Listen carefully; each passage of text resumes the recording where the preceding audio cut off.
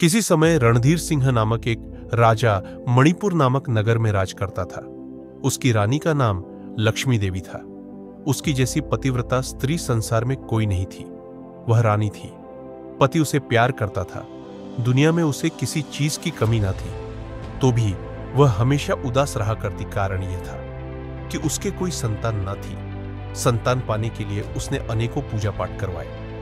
सभी देवताओं की मनोदिया मानी अपने हाथों से सदाबहार निर्धन लड़कियों के विवाह करवाए। जगह जगह कुएं और तालाब खुदवा सभी तीर्थों की यात्रा कराई। लेकिन संतान ना हुई। तब रानी ने अपने मन में सोचा, राजपाट और धन धाम से क्या लाभ है जब मेरी गोद सुनी पड़ी है।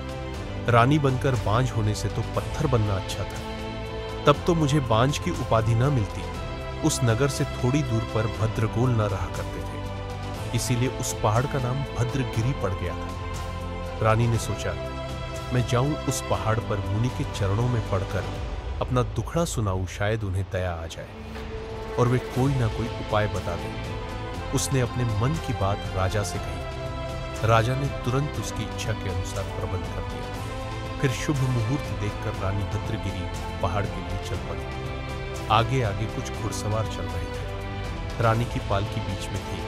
उसके पीछे बहुत सी दासियां थीं। रानी की सवारी देखने के लिए शहर के सभी स्त्री पुरुष बाल बच्चे घरों से बाहर निकल आए। थोड़ी ही देर में रानी पहाड़ के पास जा पहुंची। उसने घुड़सवारों और दासिया को वहीं पहाड़ के नीचे छोड़ दिया। स्वयं 3 दासिया को साथ लेकर वह पहाड़ पर चढ़ने लगी। बेचारी को पैदल चलने का अभ्यास तो था नहीं, इसलिए उसके पैरों में छाले पड़ गए और जल्दी ही उसकी सांस फूलने लगी। लेकिन उसने हिम्मत न हारी और बहुत मुश्किल से वहां पहुंची जहां मुनि भद्रदंत तपस्या कर रहे थे। मुनि निश्चल समाधि में बैठे थे। उनके चारों ओर लता बेली छा गई थी। उनके बालों में चिड़ियों ने घोंसले बना लिए थे। घास फूस इस तरह उगा आई थी कि मुनि उनसे ढक गए थे और पहचानना मुश्किल था। रानी बड़ी सावधानी से उनके पास पहुंची और प्रणाम किया। लेकिन मुनि अपने ध्यान में डूबे हुए थे। उन्हें दुनिया की कोई खबर न थी, इसलिए न वे हिले न जगे और न उनकी नजर ही खुली। रानी चुपचाप खड़ी रही और उनके ध्यान में कोई बाधा न डाली। वह डर रही थी कि कहीं मुनि गुस्सा न हो जाए। थोड़ी देर तक सोच विचार कर मुनि को जगाने के लिए उसने एक उपाय किया। उसने एक हांडी में थोड़ा पानी और चावल मंगवाया। फिर उसने 2 पत्थर लाकर उन पर हांडी चढ़ा दी और तीसरे पत्थर के बदले अपना घुटना टिका दिया।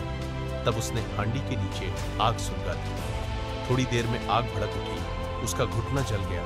उसने चीखकर अपना घुटना खींच लिया। हांडी नीचे झूल गई और चावल जमीन पर बिखर गए। तुरंत मुनि भद्रदंत ने आंखें खोलकर कहा, बेटी, तुम किसी राजघराने की नारी मालूम होती हो।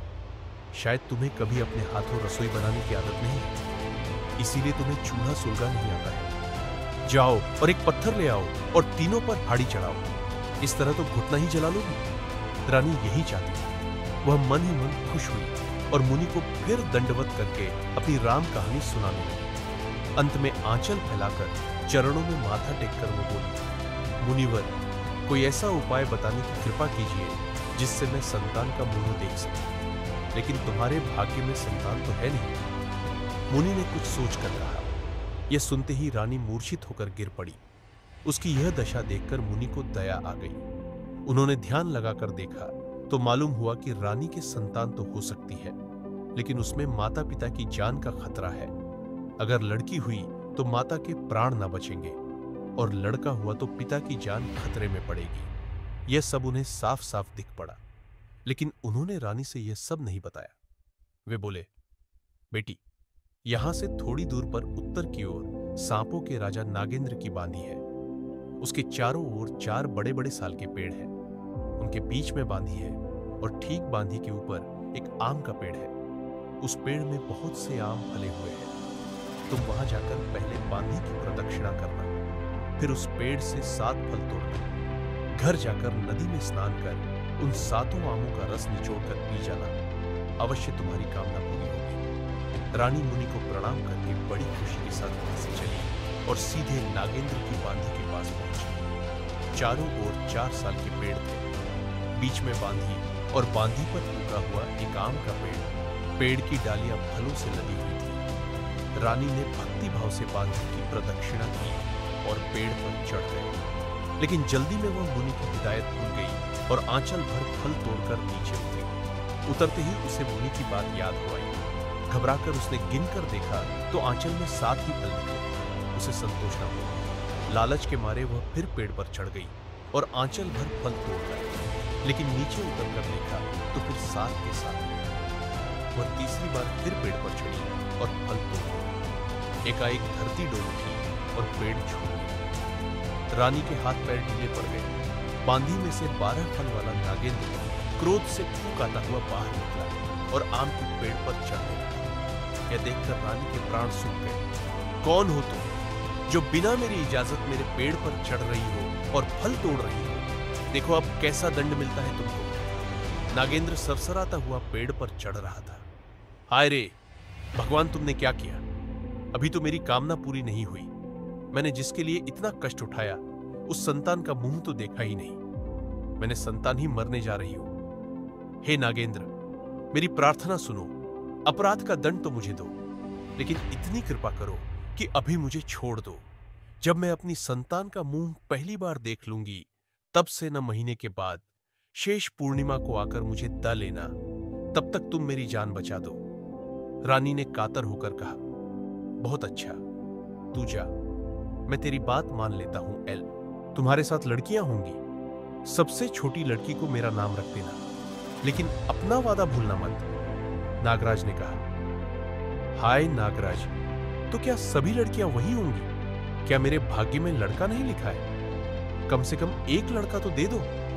रानी ने बड़ी दीनता से कहा, लेकिन अगर लड़का हुआ तो तुम्हें अपने सुहाग से हाथ धोना पड़ेगा। नागेंद्र ने कहा, तब मुझे लड़कियां ही दो, मैं सुहागिन रहकर ही मरूं। क्या लड़कियों से वंश नहीं चलता?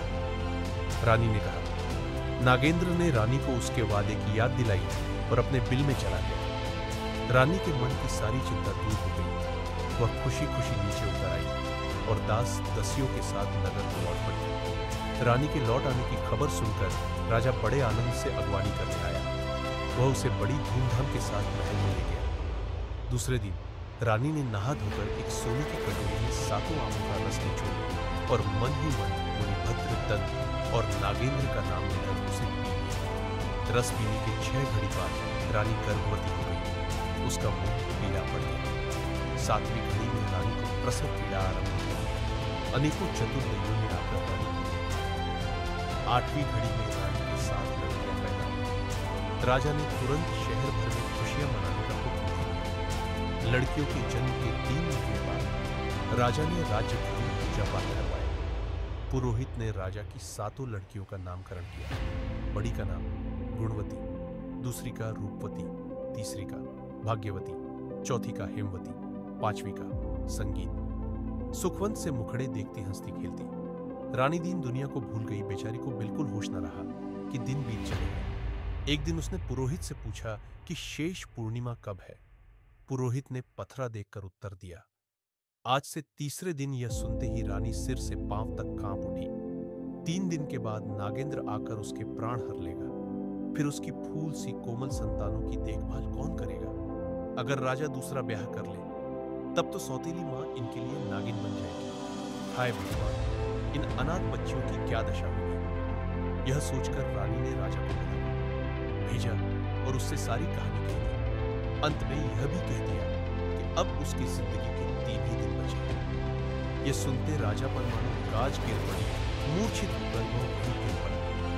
राजा को इस हालत में देखकर मंत्रियों ने कहा, महाराज आपको चिंता न करें, हम ऐसा उपाय करेंगे कि नागेंद्र रानी जी का बाल भी बांका ना कर सके।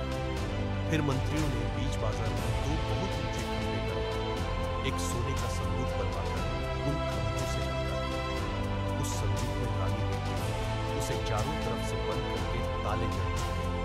फिर उन खंभों के चारों तरफ बड़ी गहरी खाई में खोदकर उनमें तेल भर दिया गया और उसमें आग लगा दी गई। शहर के सभी दरवाजे मजबूती से बंद कर दिए गए और सैकड़ों हथियारबंद सिपाही घूम घूमकर पहरा देते रहे। सारा शहर सावधान था। सब यही सोच रहे थे, लेकिन नागेंद्र कैसे आता है और रानी को कैसे 10